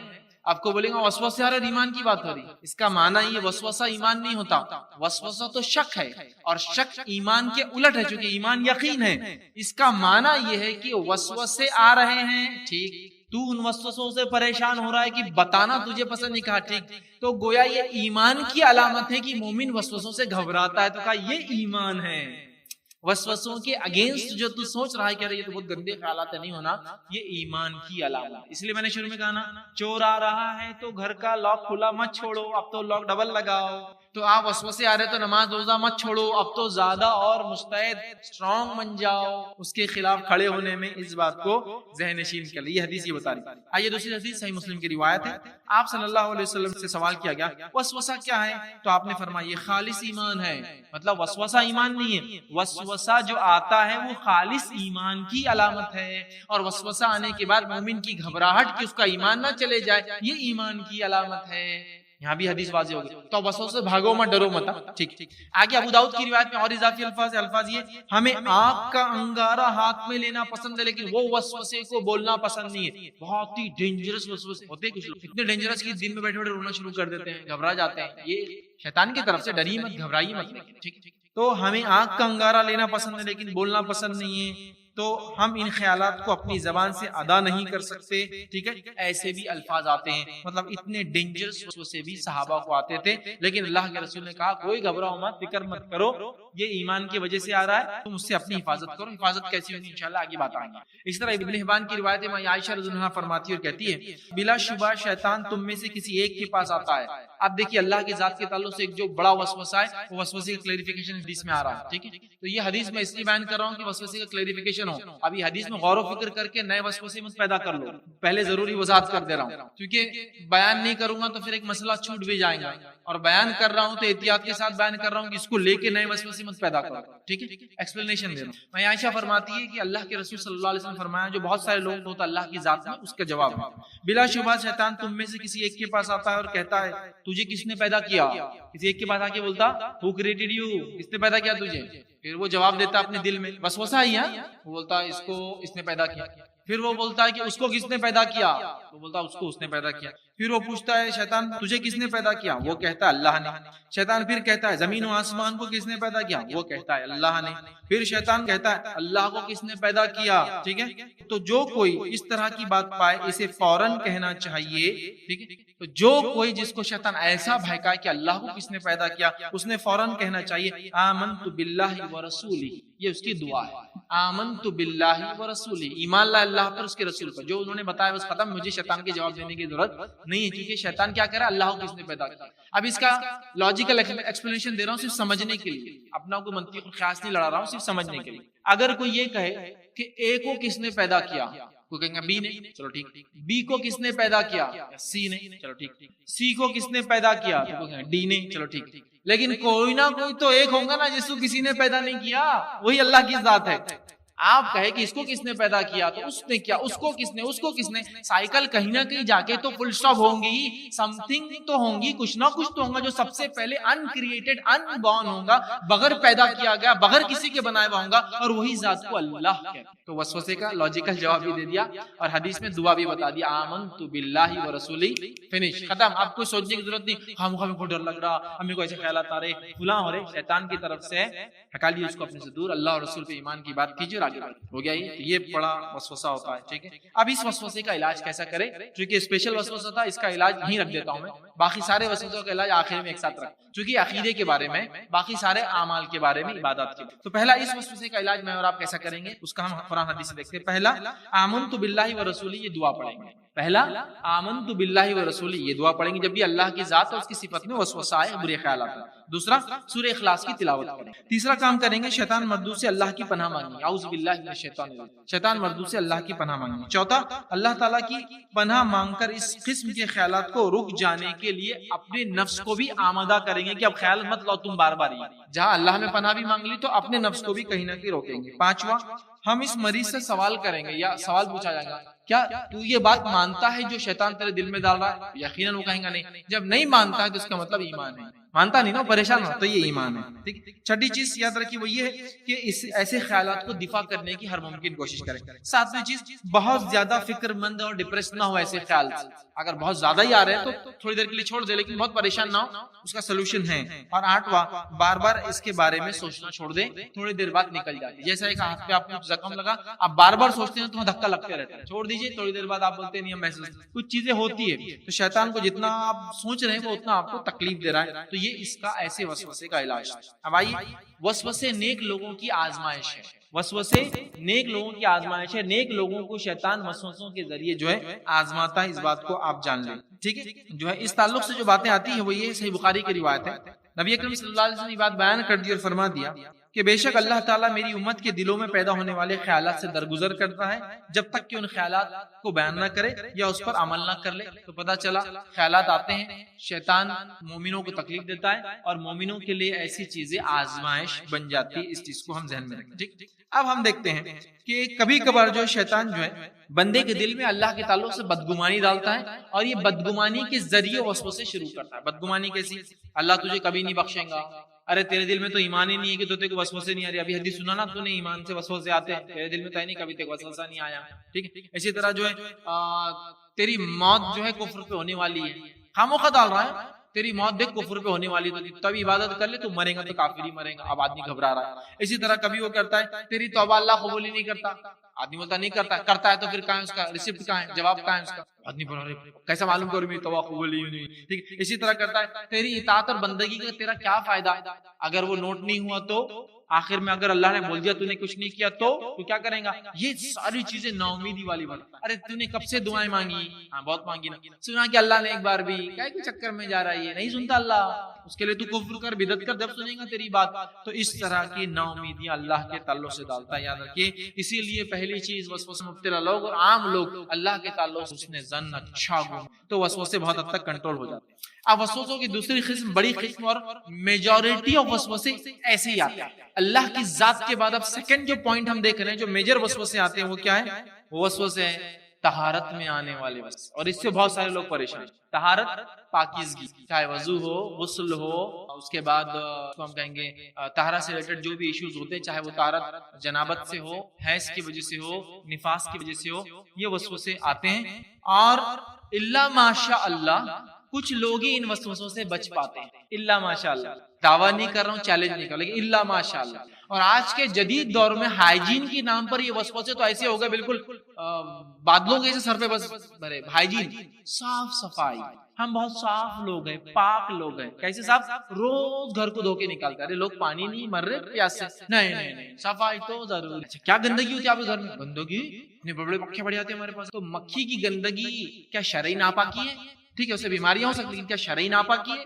نہیں وہ تو ہمارا دل اس کے بغیر نہیں لگے گا، ایسی زمین پہ نماز پڑھنا دل نہیں بولے گا، ایسی زمین بیٹھنا دل نہیں بولے گا، ایسی زمین کھانا دل نہیں بولے گا، ایسی جگہ جانا دل نہیں بولے گا، فلاں ہوگا فلاں۔ یہ پرابلمز پاکیزگی والے، صفائی والے۔ اکثر وساوس عقیدے کے بعد جو سیکنڈ فیز ہے وہ طہارت میں آتے ہیں، اور طہارت میں کیوں آتے ہیں اس کی وضاحت بھی کر دیتا ہوں، کیونکہ طہارت چابی ہے ساری عبادتوں کی۔ طہارت ہوں گی تو نماز ہوں گی، طہارت ہوں گی تو حج ہوگا، ہے نا، ناپاک حالت میں حج نہیں ہوگا۔ تو طہارت بیس ہے، تو شیطان کبھی بھی بنیادوں پہ اٹیک کرتا ہے، ٹھیک ہے، برانچ سے نہیں کرتا ہے، جڑوں پہ کرتا ہے، عقیدے پہلے خراب کرتا ہے، تاکہ عقیدہ خراب ہوگا تو اعمال کرتے رہے کتنے کرنا، اللہ قبول نہیں کرنے والا۔ تو یہاں جب فرسٹ فیز میں عقیدے پہ کیا الحمدللہ آپ بچ گئے، تو سیکنڈ فیز پہ اترتا ہے، بولتا عبادت تو چھڑا کے رہوں گا، اسی خراب کر کے رہوں گا، بیکار کر۔ پاکیزگی والا ایک ایک الگ الگ لوں گا، انشاءاللہ اس میں ایکسپلینیشن دیتا جاؤں گا، ٹھیک ہے۔ طہارت کے معاملے میں یاد رکھیے آنے والے وسوسوں کو ہر ممکن کوشش کرے کہ روک لے، ورنہ یہ بہت ہانی کارک اور گھاتک ثابت ہوتے ہیں، بہت زیادہ انجریز ثابت ہوتے ہیں آپ کی آگے کی زندگی کو۔ یہ بات بتا دوں، ٹھیک ہے۔ اسی طرح شیطان بدعت کے تعلق سے وسوسے ڈالتا ہے کہ بدعت کر لے تو یہ اچھا ہے، ایسا ایگزامپل میں اس کا اگر دوں تو بعض لوگوں کو یہ گمان ہوتا ہے، یہ خیال ہوتا ہے کہ رسول اللہ صلی اللہ علیہ وسلم نے ایک مد میں وضو کیا اور ایک سا میں غسل کیا، ایک مد پانی میں وضو کیا اور ایک سا پانی میں غسل کیا۔ ایک مد پانی ہوتا ہے 450 ملی لیٹر سے لے کر 500 ملی لیٹر، آدھا لیٹر یا اس سے کم کو کہتے ہیں ایک مد عربی میں، اور ایک سا ہوتا ہے 2000 مطلب 2250 ملی لیٹر سے لے کر 2500 ملی لیٹر کے بیچ میں، مطلب پونے سوا دو سے لے کر 2.5 لیٹر پانی میں۔ تو نبی اکرم صلی اللہ علیہ وسلم نے آدھے لیٹر سے کم میں وضو کیا اور 2.5 لیٹر سے کم میں غسل کیا، اور یہ غسل جنابت کیا۔ ایسا غسل جو ہم بستری کی وجہ سے واجب ہو جاتا ہے، غسل جنابت جس میں جڑوں تک پانی جانا ضروری ہے۔ اب شیطان کیا وسوسہ ڈالتا سنیے، 500 ml میں کوئی وضو ہوتا کیا؟ تو کھول نل، کھول فل پریشر سے، سر سر سر سر سر سر، کہاں سے ہوں گا 500 میں؟ جیسے ہی آپ نے یہ سوچا 500 میں وضو نہیں ہوتا، شیطان نے اچک لیا، بس مار لیا بازی اس نے، کیونکہ اس نے آپ کو یہ بتایا رسول نے جو وضو کیا وہ غلط تھا، 500 میں ہوتا ہی نہیں، تیرا نہیں ہوا، تو گویا رسول نے غلط، سمجھ رہے آپ گڑبڑ کیا ہوتی ہے، غلوظ کا پرابلم کیا ہے، سمجھ رہے آپ؟ تو وہ یہ کرتا ہے۔ تو بعض لوگوں کو بدعت میں بڑا اطمینان آتا، بدعت کیسے؟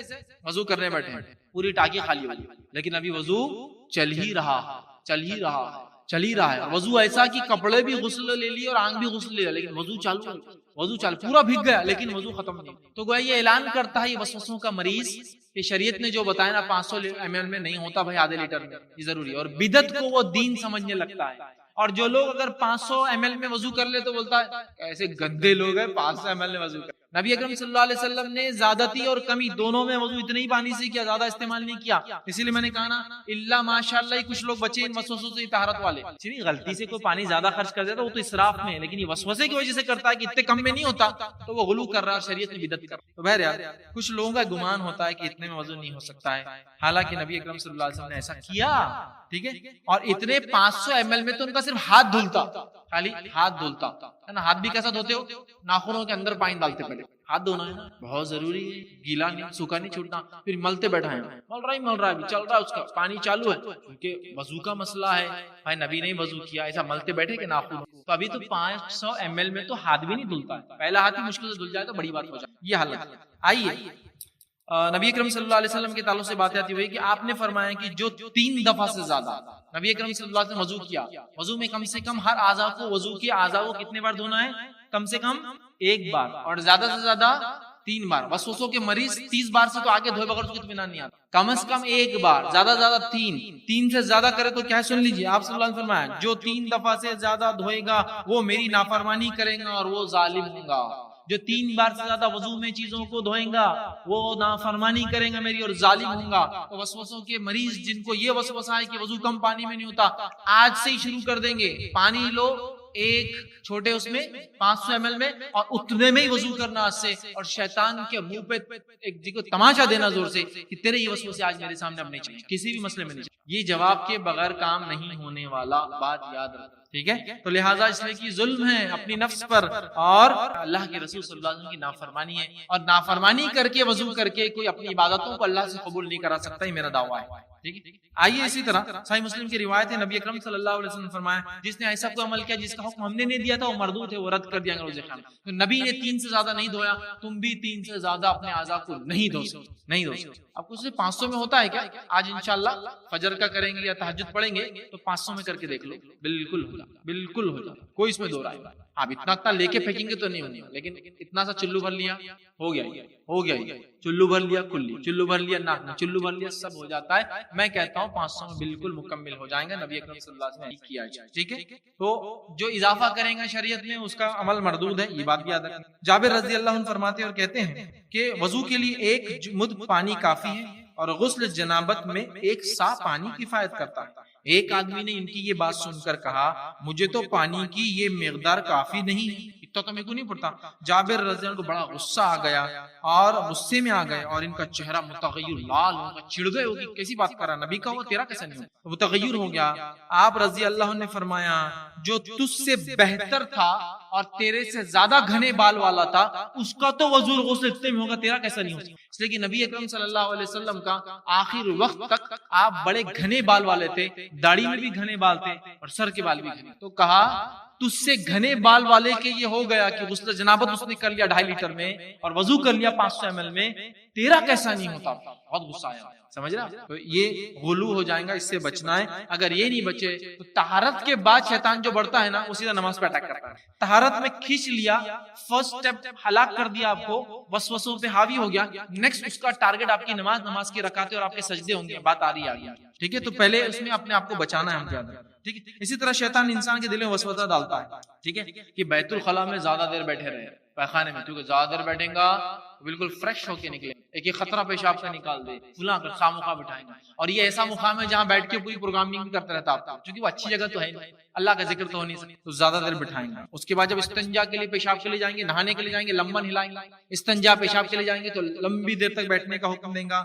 اسی طرح وہ بولیں گا ابھی وضو لمبا کر، ابھی وہ ہے استنجا آرام سے کر، اور نتیجہ یہ ہوگا کہ فرض نماز چھوڑ گئی، کیونکہ ان کا وضو چل رہا ہے، طہارت ہی چل رہی ہے نا، ایک بار پانی ڈالی اطمینان نہیں ہو رہا، پھر کھڑے پھر بیٹھے، پھر ایک بار پانی پھر اطمینان، پھر کھڑے بیٹھے، پھر ایک بار پانی، پھر کھڑے کے بیٹھے، نہیں پھر پانی پانی پانی۔ حالانکہ کچھ لوگوں کی طہارت کو جا کے تو پورے ایسے ہلکان ہو کے نکلتے باہر، پانی ڈال ڈال کے۔ اگر بیت الخلاء پیخانے کے لیے چلے گئے تو دھو دھو کے پریشان اتنے ہوتے ہیں کہ ریشز ہو جاتے ہیں، باڈی چھل جاتی ہے۔ ہاں مجھے پتا ہے، بلکہ کچھ لوگ اتنا غلو کرتے ہیں کہ کپڑے کا استعمال کرتے ہیں، پہلے کپڑا استعمال کرتے، کپڑا پھینکتے، پھر ٹیشو استعمال کرتے، ٹیشو پھینکتے، ٹیشو کے بعد پانی استعمال کرتے، پانی سے مطمئن نہیں ہوتے، دھوتے بیٹھے رہتے۔ یہ وسوسے ہوتے ہیں، اس کی لمٹ نہیں ہے میرے بھائیوں، غور سے سنی میری بات۔ اس کا مریض جب پھنس جاتا ہے ان وسوسوں میں تو وسوسے آپ کو کہیں کا نہیں رہنے دیتے۔ یہ وسوسے اتنا مجبور کرتے ہیں آپ کو کہ آپ مجبور ہو جاتے ہیں کہ پیشاب اور پیخانہ آنا آپ کو برڈن لگتا ہے کہ کیا ہو گیا، اللہ آپ اس پر رحم کرے، اب کہاں سے 200-500 لیٹر پانی ملے گا، اتنا لمبا طہارت کرنا ہے، تو پیشاب جانا چھوڑ دیتا ہے، پیخانوں میں جانا چھوڑ دیتا ہے، مخصوص پیخانے اور پیشاب خانوں میں جاتا ہے، چونکہ اس کو اتنا اطمینان لگتا ہے۔ شیطان کے اس وسوسے سے پہلے جھٹکے میں بچیے آپ، وضو میں پانی کم کر دیجیے، انشاءاللہ باقی سب کنٹرول۔ شیطان کو موقع مت دیجیے، اس میں یاد رکھیے، اور وہ پھر آپ کی نظر چھڑا دیتا ہے، عبادتیں خراب کرتا ہے، ٹھیک ہے؟ اب اس وسوسے کا علاج کیا ہے وہ بھی بتا دیتا ہوں۔ فقہ کا ایک اصول ہے، فقہ کا ایک اصول ہے، اصول کیا ہے؟ شک کے ساتھ یقین زائل نہیں ہوتا، شک کی وجہ سے یقین ختم نہیں ہوتا۔ اگر مجھے شک ہے کہ زمین پاک ہے ناپاک ہے تو یہ زمین پاک ہے، شک کی وجہ سے زمین ناپاک نہیں ہوں گی۔ اگر مجھے شک ہے کہ یہ پانی پاک ہے کہ ناپاک ہے تو شک کی وجہ سے پانی ناپاک نہیں ہوگا، پانی پاک ہے۔ شک کسی چیز کو ناپاک نہیں کر سکتا، شک کی وجہ سے یقین زائل نہیں ہوتا، شک کی وجہ سے یقین کو آپ ختم نہیں کر سکتے۔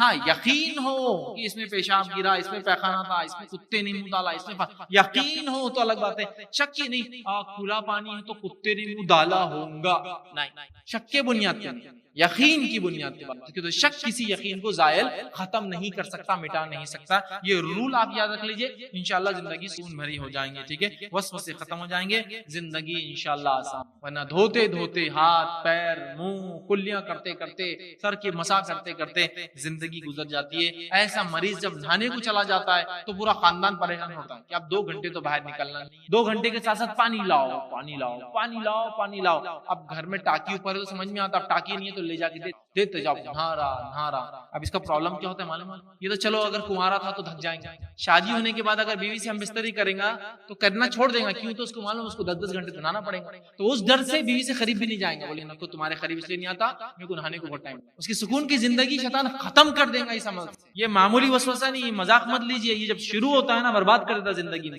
اس کی فیملی لائف ڈسٹرب کر دیتا ہے، اس کے بچوں کو ڈسٹرب کرتا ہے، اس کی فیملی ڈسٹرب، اس کی بیوی ڈسٹرب، اس کی طلاقیں ہو جاتی ہے، تو بیوی بھی اکتا جاتی ہے کہ پانی لاؤ کہاں سے بھر بھر کے، اس کو دوں کہاں سے، نہا رہا ہے تو نہائے، دھو رہا ہے تو دھو رہا ہے، وضو کر رہا ہے تو 1 گھنٹہ وضو کر رہا ہے، سب پریشان کر کام ہے کچھ، اب کام کے بیچ میں طہارت کو جانا ہے تو اس کو معلوم آدھا گھنٹے سے پہلے میں نکلوں گا نہیں باہر، تو کام چھوڑ دیتا ہے، لوگوں سے ملنا چھوڑ دیتا ہے، جاب میں دل نہیں لگتا ہے، تھوڑے دن بعد ریموٹ لوکیشن پہ اکیلا پڑا رہتا ہے۔ فوراً کنٹرول کیجیے ان وسوسوں کو، یاد رکھیے، ٹھیک ہے؟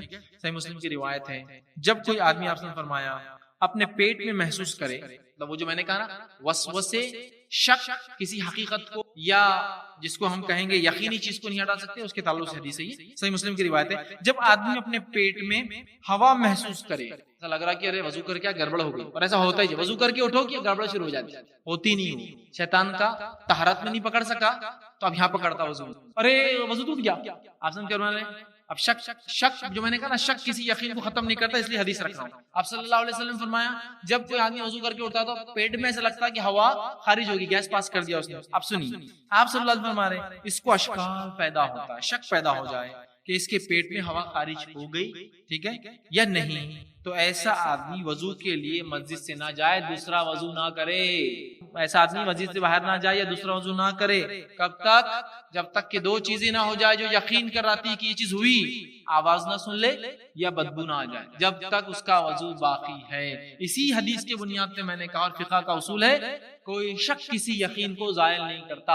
یہ شک ہو رہا ہے وضو ٹوٹا، حدیث میں وضو جب تک نہیں ٹوٹا جب تک یقین نہ ہو جائے، اور یقین کے لیے دو ہی چیزیں، ہوا خارج ہوئی نہیں، دو ہی چیزیں ہو سکتی، فرسٹ پروف جو ہو سکتا ہے آواز سن لے، سیکنڈ پروف ہو سکتا ہے بدبو آ جائے، ورنہ وضو آپ کا باقی ہے، نماز پڑھیں گے آپ، مسجد سے نہ جائے، چونکہ نبی اکرم صلی اللہ علیہ وسلم نے مسجد سے باہر نکلنے کو منع کیا، کہا اسی وضو سے نماز۔ اب شک کے بنیاد پہ وضو نہیں کرنا ہے، شک کے بنیاد پہ لمبے لمبے وضو پانی سے کرنا ہے، اور اس کے بعد وضو ٹوٹا بول کے بھی آپ کو نہیں کرنا ہے، یہ بات بھی حدیث میں کلیئر ہوگی، اس کی وضاحت انشاءاللہ میں آگے اور لوں۔ اب آئیے وسوسے یاد رکھیے، اسلام نے بہت آسانیاں کی ہیں، وسوسے انسان کو سختیاں کر دیتے ہیں، ٹھیک ہے، انہی میں سے ایک وسوسہ دور کرنے کے لیے یاد رکھیے، جو وضو کے وقت ایک وسوسہ کیا آتا ہے، آپ وضو کر کے اٹھ گئے، وضو کر کے اٹھنے کے بعد وسوسہ آتا ہے پیشاب کا خطرہ نکل، یہ مردوں کو زیادہ ہوتا ہے، عورتوں کو ایسا وضو کر کے طہارت کر کے اٹھا، ارے پیشاب کا خطرہ نکل، ابھی یقین ہے یا شک ہے؟ اگر شک ہے تو اوپر والی حدیث لاگو ہوں گی، جب تک یقین نہ ہو جائے کوئی ایکشن نہیں لینا ہے، دوبارہ جانا ہی نہیں پانی ڈالنا۔ بہت سے لوگ طہارت خانے سے باہر نکلتے پھر اندر، پھر باہر، پھر اندر، چونکہ اس کو شک ہوگا، پھر باہر پھر اندر، تو لوگ بولتے بھیا تو بیٹھ جا اندر آرام سے، یہ ڈیڈیکیٹڈ تیرے لیے طہارت خانہ ہے، تم کر کے نکلو تو ہوگا، اور وہ کئی بار کرنے کے بعد بھی مطمئن نہیں ہوتا جب تک کہ کوئی پیچھے سے نہ چلائے کیا لگا رہے اتنی جلدی، چل نکل بات، ہاں جا رہا بھیا، اور وہ نماز نہیں پڑھتا، پھر گھر چل جاتا، بولتا ہے میرے کو ابھی بھی شک ہے پیشاب کا خطرہ نکلا ہی نہیں۔ اب اس کو کیسے دور، یہ وسوسہ ہے، اس کے دور کرنے کی طریقہ کیا ہے میں آپ کو بتا دوں۔ نبی اکرم صلی اللہ علیہ وسلم نے جو آپ کا خود کا بھی کام تھا، یہ مستحب بھی ہے، آپ صلی اللہ علیہ وسلم جب بھی پیشاب کرتے تو شرمگاہ پر پانی ڈالتے اور چھینٹے مارتے، چھینٹے، شرمگاہ پہ پانی ڈالا طہارت ہوگی، اور اوپر کپڑے پہ چھینٹے مارتے۔ اب آپ نے کپڑے پہ چھینٹے مارا، جب بھی آپ طہارت کو جا کر وسوسہ ہو تو کریے، نہیں تو ضرورت نہیں، پانی کے چھینٹے مارنا۔ اب آپ نے کپڑے پہ چھینٹے مارے، اب تھوڑی دیر بعد شیطان نے خیال لایا پیشاب کا خطرہ نکلا، تو آپ کو معلوم ہے آپ نے پہلے اس کو گیلا کر دیا پانی سے، پیشاب ہونا ضروری تھوڑی پانی ہے، سمجھ رہا، شک دور ہو جاتا ہے۔ کیسے؟ اٹھنے کے بعد لگتا نا پیشاب نکلا تو آپ پانی مار لو، جب نکلا تو کیسا لگتا ہے؟ ٹھنڈا لگا تو ہوتا ہے نا، کچھ محسوس ہوتا ہے، جب وہ محسوس ہو رہا ہے تو آپ کیا سوچیں گے پھر؟ نہیں یہ تو پانی کی وجہ سے، پیشاب سے نہیں، یہ شک دور ہو جاتا ہے، کیونکہ اکثر کو ایسا ہوتا نہیں ہے، شیطان ایسا شک لاتا ہے، اور کیوں لاتا ہے اور اس کا طریقہ کیا ہے، میں وہ پوری حدیث رکھوں گا، وہ کیسے شک پیدا کرتا ہے، اس کا طریقہ، اس کا حربہ کیا ہے۔ لہٰذا اب آپ کو پیشاب کرنے کے بعد شک ہو رہا ہے یا شک ہوتا ہے تو بار بار طہارت نہیں کرنا ہے، اٹھنے کے بعد کپڑے پہ پانی کے چھینٹے مار۔ عبداللہ ابن عمر رضی اللہ عنہ کے تعلق سے آتا ہے، آپ کو شک ہوتا تھا ایسا، تو آپ پانی مار کے اٹھتے، اتنا پانی مارتے کہ لوگ کہتے کہ آپ کا پیجامہ گیلا ہو جاتا، تو آپ پانی ماری، پانی مارنے سے شک کی گنجائش پوری ختم ہوگی، نماز میں کوئی وسوسہ نہیں ہوگا، ارے تیرے تو پیشاب نکل گیا، ارے تیرے تو پیشاب نکل گیا، ارے تیرے تو پیشاب نکل، کچھ وسوسہ نہیں، اور آیا بھی تو بولنا چل نکل جا پانی ہے، چل نکل جا پانی ہے، چل نکل جا پانی ہے، کیونکہ پہلے سے گیلا ہے نا پانی سے، تب پیشاب ہے پانی سمجھ میں نہیں آئے گا، تو یہ وسوسہ۔ اسی طرح ہم دیکھتے ہیں نبی اکرم صلی اللہ علیہ وسلم جب پیشاب کرتے تو وضو کرتے اور جو ہے چھینٹے مارتے۔ دوسری روایت میں کہ رسول اللہ صلی اللہ علیہ وسلم کو دیکھا گیا پیشاب کیا آپ نے اور اپنی شرمگاہ پہ چھینٹے مارے، تو کپڑے پہ بھی مارتے اور شرمگاہ پہ بھی چھینٹے مارتے، یہ کام کیجیے۔ عبداللہ بن عمر ایسے ہی کرتے تھے۔ امام احمد بن حنبل رحمہ اللہ فرماتے اور کہتے ہیں بعض ساتھیوں نے شکایت کی کہ وضو کے بعد اپنے کپڑے کو گیلا محسوس کرتے ہیں، ایسا لگتا ہے، تو آپ نے انہیں فرمایا اور یہ مشورہ دیا کہ جب پیشاب کرے تو اپنی شرمگاہ پہ چھینٹے مار لے، جب چھینٹے مار لیں گے وسوسہ انشاءاللہ ختم، ٹھیک ہے، تو یہ پیشاب میں آنے والا وسوسہ بھی ختم ہو گیا۔